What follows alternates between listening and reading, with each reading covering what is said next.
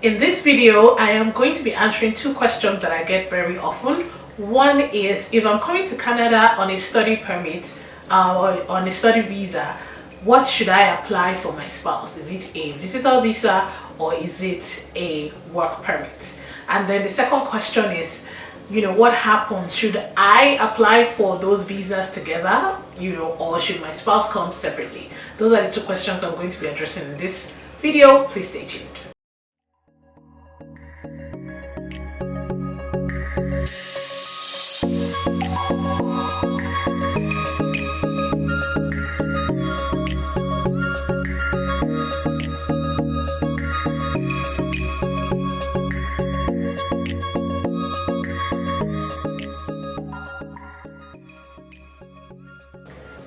Hello guys, welcome back to my channel. My name is Faith.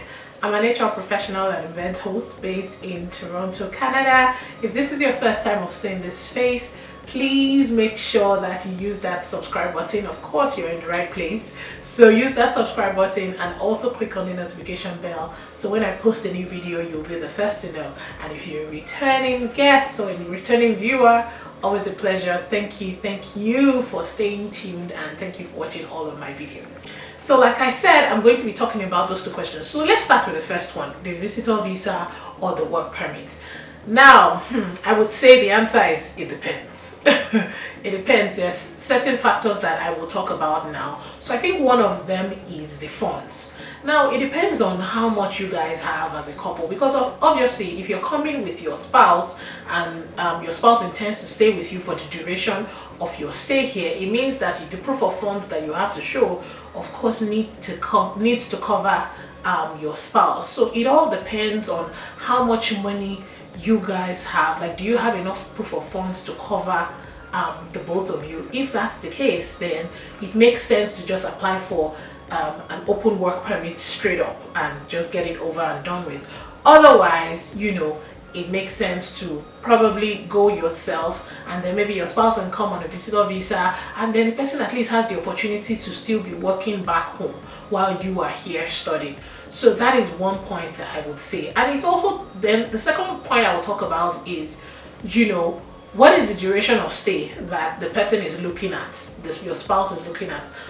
If the person, like I said, already has a job and the person is working back home in their home country, they don't necessarily want to come and stay with you for the entire duration, right, of your stay. So in that case, there's no need applying for a work permit for such a person.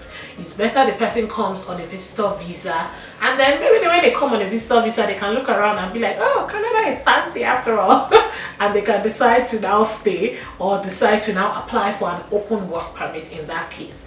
So I think that is one thing that you guys will need to discuss as a couple. Like, how long do we intend to, like, how long do you want to stay? Is the person willing to come over and stay for the entire period, or is the person, does the person still want to return, remain back home so that they can have the opportunity of working? I think that is a reason that you guys need to discuss amongst yourselves. And then let's go into the other question, which is, should you apply for these visas together? It also depends. I've heard varying stories, right? There are people that have been successful applying for their spouses alongside their own study visa, and it gets approved. But one thing I must mention here is that one of the conditions for getting your study visa approved is the fact that you need to be able to show that you have enough ties back home in your home country, meaning that when you are done with your studying in Canada, you need to be able to prove that, okay, you will return. It's a weird thing, because let's be honest, you and I know that when you come here to study, why do you want to go back to your home country? Like, we all know that why we are coming here is because we want to stay in Canada afterwards. So let's not deceive ourselves. But having said that, the Canadian, the official that will be reviewing your application, we want to be able to see evidence of those strong ties back home. So now it now brings the question of, okay, if I put my spouse on the application, how does that really tie?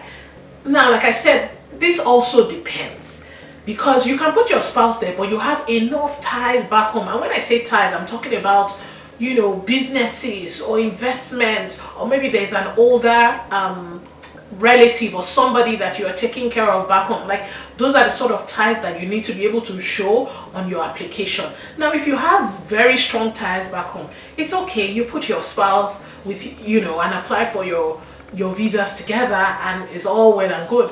But then again, if your ties are not too strong, maybe you want to consider doing yours alone, coming alone, and then having your spouse come afterwards. Like I said, it really all depends. There is no hard and fast rule, but I think that key point is how much ties do you have back home? Because bringing your spouse here, putting your spouse on your application kind of shows that, okay, you want to, it gives the impression that you want to stay in Canada afterwards. I mean, let's not pretend that's what it means, right? So if you're doing that, it means that you need to be able to show something else that ties you back to your home country, so that altogether your application will not be rejected. And I'm going to be doing a video on, you know, reasons why your study permit or your study visa gets denied. I'm going to be doing that video as well. So I just wanted to put this video together very quickly to address these two questions. But like I said, the key answer is that it depends. For the first one, look at the points I mentioned. Do they intend to stay here? How long do they intend to stay?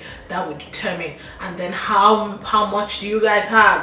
How much money do you have to show that you can fend for both of you together for the duration of your stay? I think those are two factors that you need to look at. And then of course, for the question on if you should apply together, it also depends. The answer is, if you're able to show that you have enough strong ties back home in your home country, then you're good to go. So guys, that's it for this video. Just short and sweet and to the point. Please remember to hit the like button.